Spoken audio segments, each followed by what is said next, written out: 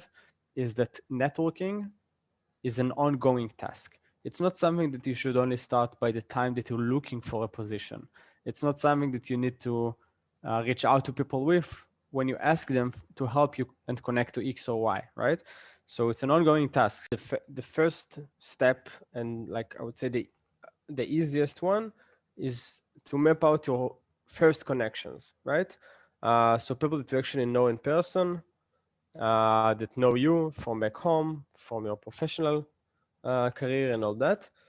And then what you can do, what I do is actually, I literally create a list of people that I know and like where they're working. And if I don't know someone in person that can help me get to a company that I'm interested, for example, it could be for a new job. It could be, by the way, to sign a client, right? So I would definitely look for a second connection, right? Like, so like a friend of my friend.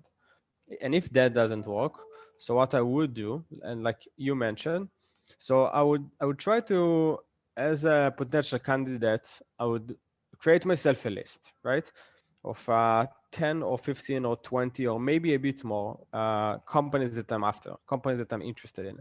I think what the like one of the main problems of people that when they're looking for a job is they're just looking for everything that's out there, and people are just like sending huge amounts of their CV to just everyone.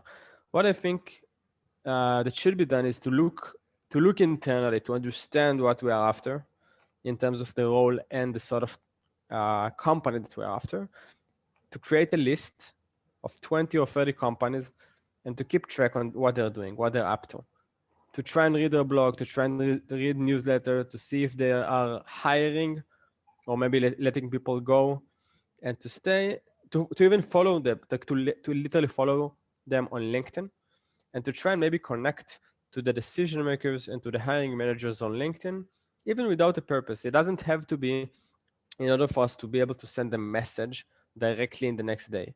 No, it could just be a connection for the sake of the connection. Okay, so for example, if there is a candidate now and they're looking for their first sales position, and they chose their top 10 companies they're after, they can just go ahead and like connect on LinkedIn to the hiring managers, to the sales leaders, to the VP sales. They should explain why they're connecting. So maybe like a short message on LinkedIn. Obviously, also not everyone will approve the connection request, but at least some of the people will do. And this is how you slowly build up your connection.